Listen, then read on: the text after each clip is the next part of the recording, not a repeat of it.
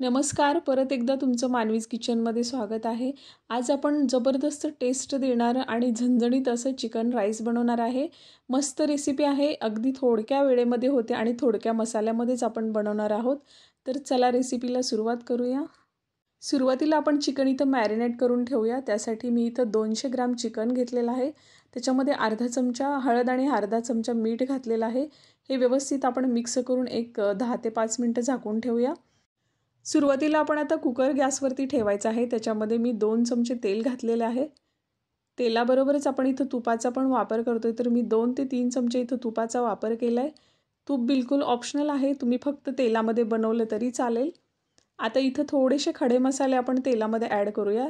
त्यासाठी मी इथं एक तेजपत्ता टाकला आहे, एक दालचिनीचा तुकडा, चक्री फूल घेतलेला आहे, एक 3-4 काळी मिरी आहे, 3-4 दालचिनी आणि 2 वेलची आहेत. खडे मसाले थोडेसे आपण इथं परतून घ्यायचे आहे तेलामध्ये आणि लगेच आपण इथं कांदा टाकूया. तर मी इथं 2 कांदे उभे चिरून घेतलेले आहेत. कांदा थोडासा ओला आहे हा बाजारामध्ये आलेला, त्यामुळे याला थोडासा वेळ लागेल आपल्याला परतायला किंवा फ्राय व्हायला त्याला तेलामध्ये थोडासा वेळ लागेल. आता इथं कट केलेली मी 2 हिरव्या मिरच्या पण टाकलेल्या आहेत. हे छान असं मिक्स करून घेऊया. कांदा थोडासा लालसर झालेला आहे. आता आपण पुढचे सगळे मसाले याच्यामध्ये टाकून घेणार आहे. हा मी कुकरला भात लावते. कुकरमध्ये सुद्धा भात खूप छान होतो. आता मी अद्रक लसणाची पेस्ट टाकलेली आहे 1 चमचा. ही पण छान अशी मिक्स करून घेऊया. आलं लसणाची पेस्ट थोडीशी तेलामध्ये आपण 2 ते 3 मिनटं परतायची असते, कारण त्याचा फ्लेवर जोपर्यंत उतरत नाही तोपर्यंत ते छान लागत नाही. तर मी आता 1 चमचा गरम मसाला, 1 चमचा जिरा पावडर आणि 1 चमचा इथं मी लाल तिखट घातलेला आहे. खडे मसाले थोडेसे वापरले असल्यामुळे आपण इथं तिखटाचा वापर कमी करूया, कारण खडे मसाल्यामुळे पण थोडंसं तिखटपणा जास्त येतो या मसाल्यांना. आता चिकन याच्यामध्ये मॅरिनेट केलेलं टाकून घ्यायचं आहे. हे सगळं व्यवस्थित मिक्स करून घेऊया. आता चिकन मसाल्यामध्ये अगदी 2 ते 3 मिनटं छान परतून घ्यायचं, म्हणजे मसाल्यांचा जो फ्लेवर आहे तो सगळा त्याला लागतो आणि मग चिकन पण चवीला लागतं. आता इथं मी 1 टोमॅटो चिरलेलं होतं तो त्याच्यामध्ये टाकला आहे. टोमॅटो पण छान मिक्स करून घेऊया मसाल्यांमध्ये. तुम्हाला हवं तर तुम्ही एक्स्ट्रा मसाले पण याच्यामध्ये वापरू शकता. अगदी 2 ते 3 मिनटं मी इथं तसंच गॅसवरती ठेवलेलं आहे. तर तुम्ही बघू शकता तेल सुटलेलं आहे आणि चिकनसुद्धा थोडंसं कलर चेंज झालेला आहे.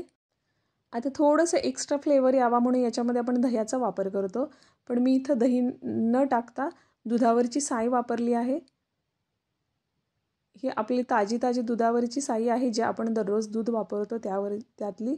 एकदम टेस्टी आणि मस्त फ्लेवर येतो याचा आणि जबरदस्त टेस्ट लागते. तुम्हीसुद्धा करून बघा. तर आपण साई इथं थोडीशी फेटून घेतलेली होती.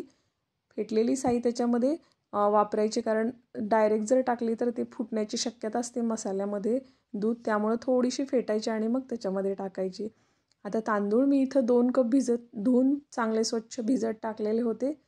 ते चिकनमध्ये ॲड करूया.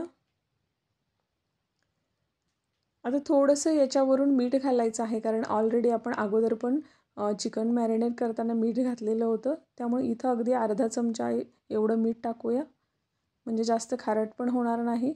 थोडंसं याला मिक्स करून आता गरजेप्रमाणे पाणी घालूया. आता 2 कप तांदळाचं प्रमाण असेल तर आपण 1 ते 1.5 ग्लास पाणी इथं टाकू शकतो. आता पाणी टाकून झाले, छान असं मिक्स करूया आणि कुकरचं झाकण बंद करून 2 ते 3 शिट्ट्या घ्यायच्या आहेत आणि जी एक्स्ट्रा वाफ असते ना, त्या वाफेवरती आपल्याला या भाताला शिजवायचं आहे. मी इथे बासुमती तांदळाचा वापर केला आहे, त्यामुळे बासुमती तांदूळ हा लगेच शिजला जातो, म्हणून याला वाफेवरती जास्त शिजवायचा आणि शिट्ट्या कमी घ्यायच्या, म्हणजे तो तांदूळ अख्खा तसाच राहतो, तुटला जात नाही.